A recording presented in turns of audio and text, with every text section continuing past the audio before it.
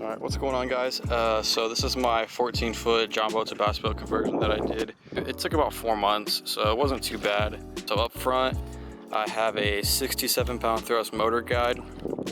It really does push this boat by really well. So I bought this thing off of Facebook Marketplace and got it for like $100, so it was a really good deal. And then up front for my graph, I have the Garmin 7SV.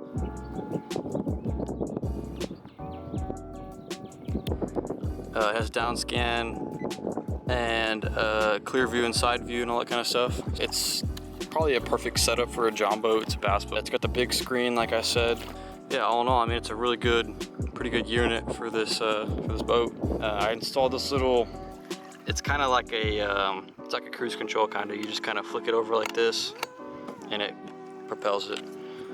So this is just a little cheap, you know, thing you get from Academy. It was like $20. It's like a cup holder, and you can hold baits and stuff inside of it. But I just keep my speaker inside of it just because, you know, it's kind of like the best spot for it. It doesn't go anywhere.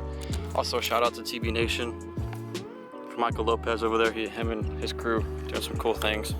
Next, I have this pedestal mount that I bought from Academy. It's sitting on the swivel seat and it's adjustable, so it's pretty nice. It wasn't, you know, the cheapest thing you could buy. It's probably one of the more expensive ones, but I wanted something that was really quality. So yeah. Next up, I have the battery compartment. So I'm running two 12-volt batteries. One is an Interstate and one is an Optima. It's kind of a lot for a small boat, but you know, better safe than sorry when you're out on the water and your trolling motor gives out on you. I won't have that problem. Yeah, they're good batteries. They do have two cutoff valves right there, as you can see. Yeah, they're not wired in circuit, they're just on their own, so they both control different kinds of things. So this front battery controls the trolling motor and the fish finder, and then that second battery back there controls, you know, the lights, aerator, bilge pump, cabin lights, stuff like that. Next up, I used to have a compartment underneath this, but it was kind of a hassle to have to, you know, lift the whole pedestal forward to get to it. So we relocated it and kind of just put a big open compartment here. This is where I keep my anchor, life jacket, first aid kit, battery charger, shoes, stuff like that. Next, we have one of the dry hatches. This one just kind of stores my electronics, GoPros, stuff like that. The next one is where I keep my baits, soft plastics, all my boxes, my pliers, stuff like that. So I just kind of have the pliers mounted to that little piece right there. Next, we have another small compartment here. This kind of just stores just, you know, like your throwaway stuff, like if you have baits that you're using in the moment, or, you know, like your pliers, stuff like that. Next, here's the sea deck that we did. I think it turned out good. It looks really good, and it's actually super comfortable. It's real soft, so it's not on your feet, stuff like that, so you can walk barefoot. I do keep, this is just like my tool bag, just in case I need it. It just kind of stores up underneath there. It's kind of where I keep my paddles, my transom saver, my net, stuff like that. It kind of goes up in there on the side down here. Next is the chill mod that we did. So it's kind of like an ice chest. So here's the Livewell. It's a pretty big Livewell for a John boat. I think it's a 17-gallon. It has the flow right system from TB Nation's website.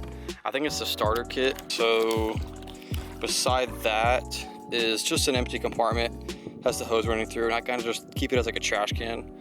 And it has the overflow inside of it as well. That white hose right here. This is the overflow. This is my control box. So here's all my switches and stuff like that. So navigation lights, bilge pump, cabin lights, aerator, fish finder, and then trolling motor. So here's my fuse box, and then, you know, this switch right here is for lights that I have on the gunnel. You can't really see right now because it's daytime, but I'll take a video later today and show you what it looks like. They're blue lights. I think they look pretty good.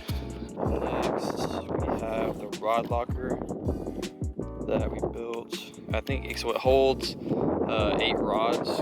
Yeah, I have, let's see, I have 5 bait casters in here right now, and then I have a spinning reel at the bottom.